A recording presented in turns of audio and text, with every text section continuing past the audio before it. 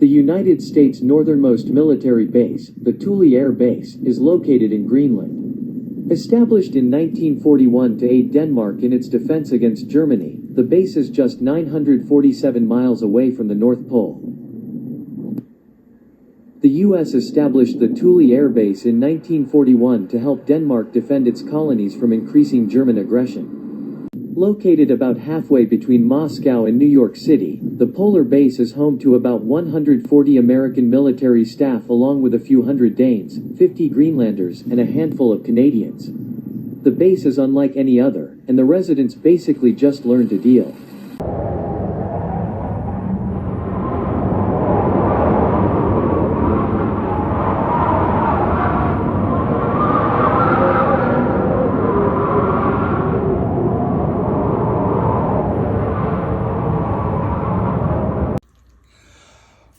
Well, I'm Jim Parks, and I was pretty much born and raised here in Murfreesboro, although I spent a couple of early years at Fort Sill, Oklahoma, and Fort Jackson, South Carolina. And really called this home, except for while I was gone in the Army. We decided to come back here after I retired. Taught school for 20 years and retired again. And since then, done nothing but sit around or travel. My traveling has been interesting too, because I've tried to collect a hat from every place we've gone.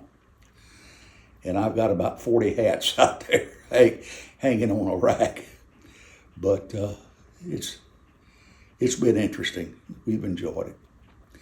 I've had some fun times. I laugh and tell people that Shirley and I have been married now for going on 66 years. And we've had 63 good years together. And I always get questioned about those other three, and I say they were Greenland, Korea, and Vietnam. We weren't together, those three. Greenland was an interesting place. It's not green, believe me. Not up there where we were. Thule is 600 miles south of the North Pole. And during the summer, the light season, it might get up to 50, 55, 60 degrees. During the dark season, it'll get down there. Now, the coldest I actually looked at a thermometer was 42 below zero. And unfortunately, that's the night we had a power failure at our site and lost all of our electricity. And it took us about 14 to 15 hours to get everything back in place. By that time, all of our water tanks had frozen, and we had some messes to clean up. But it worked out all right in the long run. The biggest thing we had trouble with up there, I guess, was wind. I was on a missile launch site right at the end of what's called Fox Canyon. It was called Fox Mountain. And a canyon came down off the ice cap about 50, 60 miles away and split right around our mountaintop. And we'd have winds that get up as high as 125, 130 miles an hour. Our main buildings were built on stilts. And myself and my two warrant officers who lived in the BOQ there, we used to guess at the wind speed by how far away the bottom of the dartboard was from the wall. Because the end of the building faced right up that canyon. And winds come out of that canyon, come right straight on the end of our building there, and it would actually lean. And we'd watch the dartboard we had hanging on that end of the building on the wall down there, and laugh about what the wind speed was based on the distance the bottom of the dartboard was from the wall. But it was an interesting tour, and I tell people now that if you Google de-launch, that's my site. It's a tourist trap up there now. All of our missile sites got closed out. I'm not sure when even, but for some reason they selected DeLong. I guess because it's Fox Mountain was about the highest point around there, and we had switchbacks on the mountain to get up to it. You had to drive. Interestingly enough, we were about 2,000 meters away from our battery headquarters and our radars, but it was 14 and a half miles by road because of the canyon that we had to go around and other such things. But they're taking tourists into Thule, and D-Launch is one of the places they take them. And they take them down into one of the old missile magazines, which now is a lot smaller than it used to be because the ice on the floors. Well, it was built underground, and we had heaters under the not under the floor. Under the floor was refrigeration to keep the permafrost from melting. But in the walls were heaters to keep the place warm enough that we could work in there. And now all of that's been shut off, and as it warms up during the summer, the water would seep down in there, and no pumps to pump it out. So it's quite a bit of ice in there now. But you can still see one of the old doors that go in there that says it's got to have 2 people inside there at a time, and things of that nature. And I was right surprised to find it. I just goofing off on Google one day, and I had been told that they'd gone back to the old Eskimo name for Thule, which I can't pronounce. It starts with a Q, as I recall. But I found that in looking around at Thule, I found that they had my old site on there. Interesting. And that was a year's tour. It was a different tour. Yeah. I don't want to do it again. Yeah. But I don't know. Did you ever go to Iceland? It's just one of those places. Did you ever go to Iceland? No, but that does bring up an interesting point.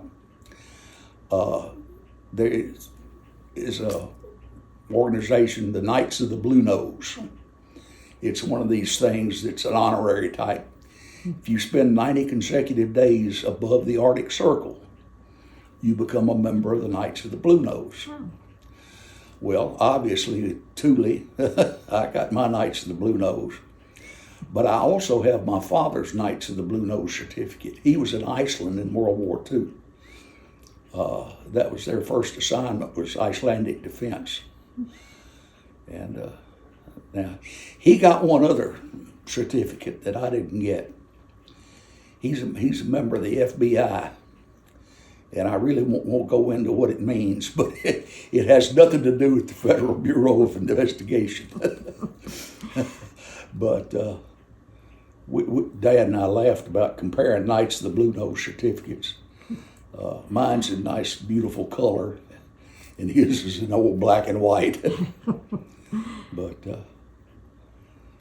I wanted to go to Iceland at one point, but we've quit traveling so much now. We do local travel, but those long plane flights take it out of me. I just don't do them anymore. Weren't you in Vietnam? Weren't you in Vietnam? Oh, I was in Nam. I went to Nam rather late. As a matter of fact, in 1965, the unit I was in at Fort Bragg, now Fort Liberty, was alerted to go to Vietnam. And I said, oh, good, here we go. And lo and behold, I get orders for Germany. And I said, wait a minute, and they said, oh no, you've had your short tour. You were in Greenland. So I said, okay. So we go to Germany. It's supposed to be a 3-year tour. We get over there and get settled. We were there 22 months. And I had orders to go to Korea. They pulled 31 of us, all artillerymen, all either on the list for major or having made major recently, and sent direct from Germany to Korea. None of us went to an artillery unit. I went to an armored cav unit in the 2nd Division up on the DMZ. A buddy of mine went to an infantry battalion just up the road from me. And so we spent our 13 months in Korea, came home. I was assigned to Fort Sill, Oklahoma as an instructor, and was teaching gunnery in what we call the basic branch. I had the lieutenants, the people just coming in to artillery, and teaching gunnery, and been there about, I reported in January. Went through instructor training, taught one class, and got orders for Vietnam.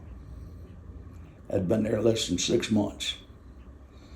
And my boss got all upset, and he called Branch up in DC and told him, said, look, we just got him trained, let's let him teach a couple of classes. So they left me there until December. So I taught gunnery for a year. And then instead of going to a unit in Vietnam, I got sent to the assistant training course at Fort Bragg and went through that, and then went and wound up in, our headquarters was in Da Nang, but we worked all over the northern 5 provinces of South Vietnam. Quang Nai, Quang Tien, Quang Nam, Tua Tien, and Quang Tri. That's from south to north. And amongst the other things I did over there that was interesting was because I traveled all the provinces like I did. Periodically, we'd have a distinguished visitor, and some big high muckety-muck from DC, Department of Defense, or somebody like that.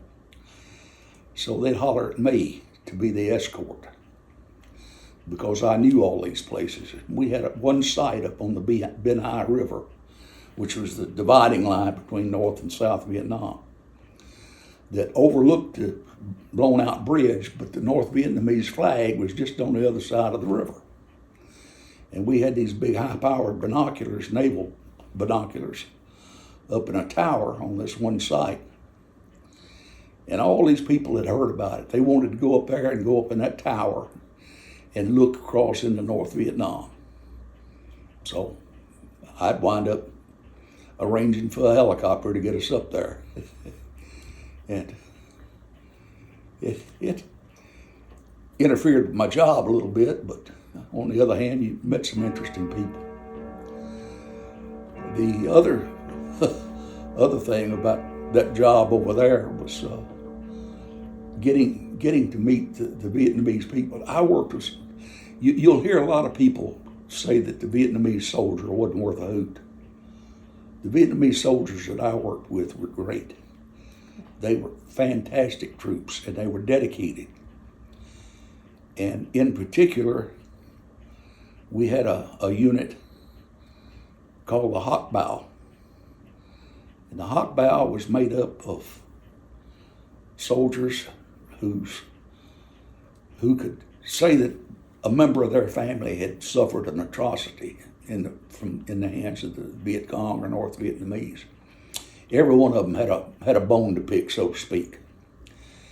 And they wore, we called them a company, but they were really much larger organization than a company. They all wore a little red scarf under their jungle fatigues. And when they'd get ready to go into action, they'd pull that little scarf out and start a chant of hot bow, hot bow, hot bow. and they were good. They were good. They did a lot of things that you wouldn't want to think of. That, I mean, not bad things, but I mean, they would go into places where other units didn't want to go. Both American and Vietnamese. We laughed. They were pretty good at assisting the 101st. They operated a lot up in the area, in the Quang Tri area where the 101st was, and they provided some assistance to them in the form of intelligence and whatnot. And So how'd you get your face on the post office wall? well, we worked in intelligence, and there was more than myself and my counterpart. There were several of us who worked intelligence that there was a quote price on our head. It was something interesting, but we. How did they? You had display it. Well, for example, you had like in the 2nd Army Division, we had a lieutenant down there that we knew was working for the other side, and we didn't want to do anything about him because as long as we knew about him, hey, then we could feed him what we wanted him to tell somebody. And so I had a Vietnamese sergeant down there that always looked at me and said, "Tuta, we take him on a mission, he no come back." and we always said, "Oh no, Trunksy, let him go. Take him on the mission and let him come back." And but it was kind of funny every time they took him on a mission, it went off without a hitch. Nobody ambushed or anything else. But they didn't take him, but he knew about it. They frequently would run into action and have to fight their way out or come back. We had alert teams, long range reconnaissance patrol, and sensor teams that implant sensor equipment that would go out in small units. I mean, 6, 8, 10 people, and it was they were good to work with, though. And that's what I say.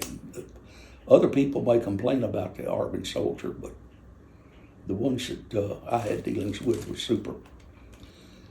So you had a price on your head? Well, that's what they said. Major 10 and I, amongst others, supposedly were on wanted posters up in some of the villages up around Quang Tri area. I think, I had a Marine major up at 1st Army Division, and he was pretty sought after. And that's something else. I had my office in Da Nang, which is where we were headquartered. I shared with the senior Australian advisor to that area. And Bob wanted his name was Bob Aiken. He was an Australian major. And he wanted some of his people to learn about the sensors and some of this other stuff. So he gave me 7 Australian warrant officers. And when I say gave, they were out in various and sundry teams. But he let me include them in our training. And they would go out with mainly the sensor teams. And so I worked with a lot of different folks over there. And like I said, even though I was Army and assigned to an Army military assistance unit, we were MACV Team 1. And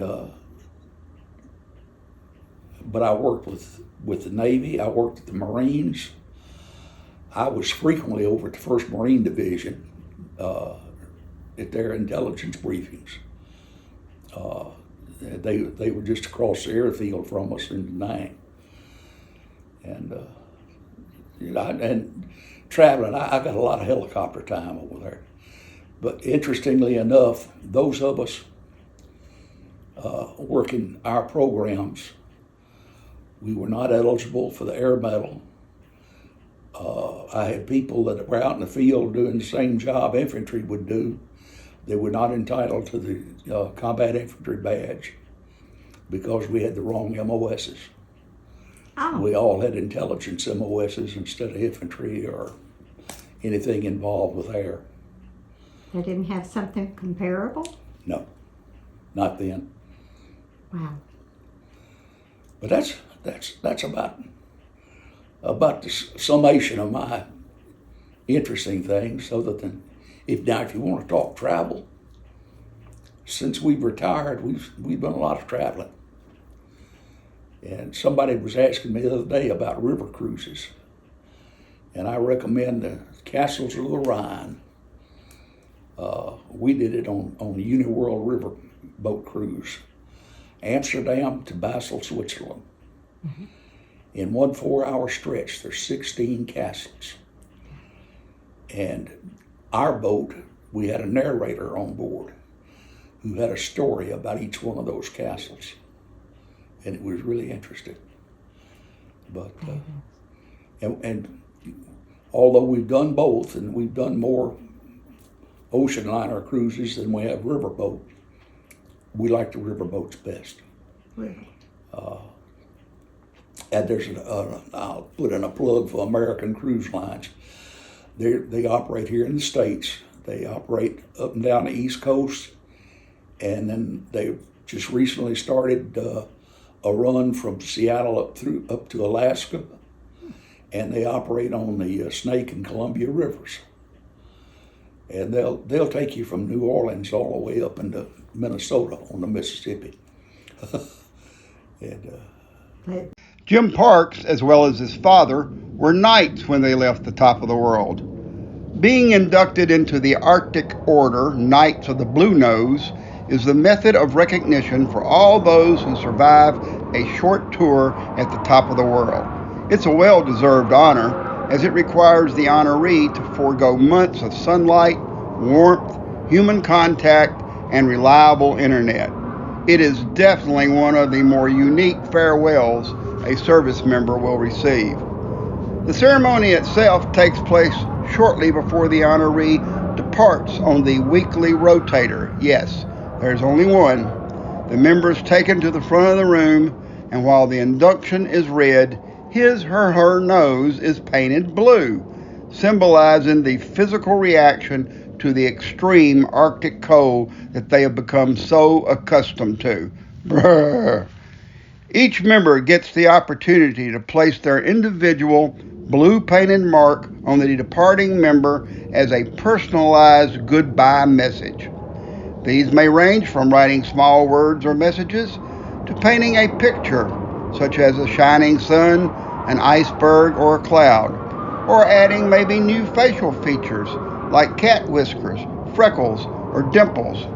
When the members set foot on the plane and depart a place they likely will never see again, nor hope to do so, they do so knowing that the hands of the entire squadron carried them there with fondest farewells. Jim, do you have any pictures of your ceremony? You certainly have my admiration, Jim. Hoorah!